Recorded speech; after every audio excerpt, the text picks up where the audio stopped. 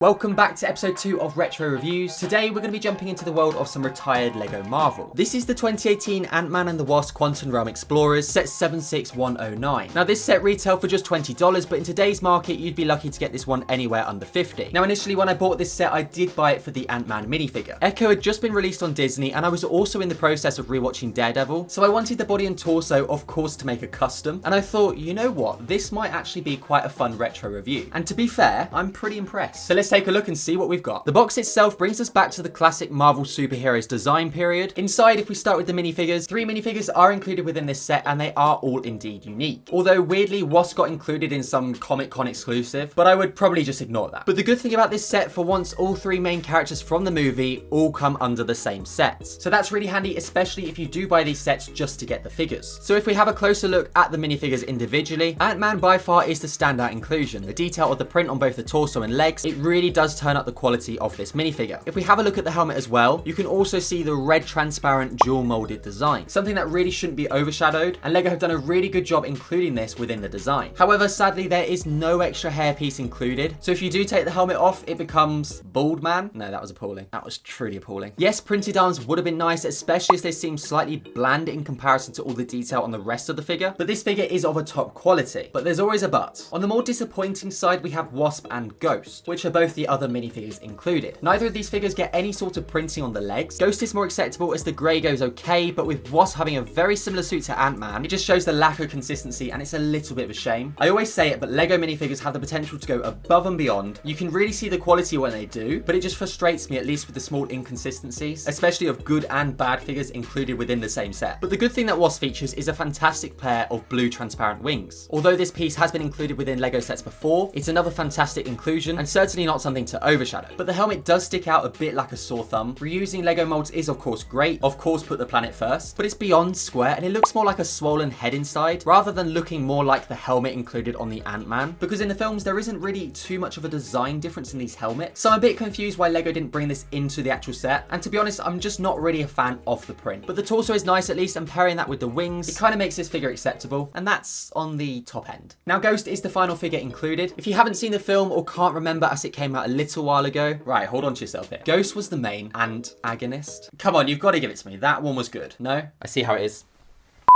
But the grey does work extremely well, especially in contrast to the slightly darker hood that is included. And out of all the figures included, the back printing stands out the best on Ghost. And again, along with all the rest of the figures included within this set, the torso has a great design and it features a high amount of detail, very similar to the actual characters seen within the movie. If we spin all the heads around, all 3 figures do include alternative prints. Again, for a $20 set, it's another nice little detail. Although the initial Ghost face that I showed you, it really does give me Ultron vibes. I wonder if you can see that as well, or is it again just me? Now, if you have a look at the build itself, the Quantum Realm Explorer, it has a really nice overall look to the build. You'll notice a few reused parts straight away, which is nice as it gives a different purpose to these pieces. Again, reusing the same molds, save the planet. We have the grey pirate ship styled barrels at the back here, sort of portraying thrusters. And of course at the top, if you've noticed, it's the golden roller skate or the miniature train pieces, whatever you want to go with. But to be honest, that's the one piece that I don't really have a clue what it does. The sticker pieces show a high amount of detail, in particular of the mechanics, and of course all the wires going throughout the build. And the cockpit features some really nice rounded transparent printed pieces. Overall, I would say it's a very nice build. It carries itself well, it's not too fragile, and it has a few movable features, which is good. The size of the model works really well in line with the minifigures, and I'd say it looks fairly clean. There's also a small pin particle included to go along with this much larger trophy. It's a small nice inclusion, and if you wanted to grab the miniature Ant-Man from the Goliath Series 2 CMF, you could show the before and after of shrinking into the Quantum Realm, which is a bit of fun, especially with them standing side by side. But if you're buying this set, you are indeed buying it for the minifigures. I do believe, sadly, this is the only release we got for the movie, but the real question here is whether or not it's worth $50 over 5 years later after its release. And to be honest, I would probably say at a push, yes. But I really wouldn't advise paying a penny more. The main draw to this set is, of course, that all the minifigures are indeed unique. If they weren't, I could easily see this set being a fair amount cheaper, even years after its retirement. The standout is, of course, Ant-Man, and here's where a lot of the value of the set comes from. But either way, it is a small, fun build with a very acceptable range of minifigures included, and I'm happy that I picked it up, at least for the video. Feel free to check out the last retro review on the end screen now. Otherwise, I'll catch you all later.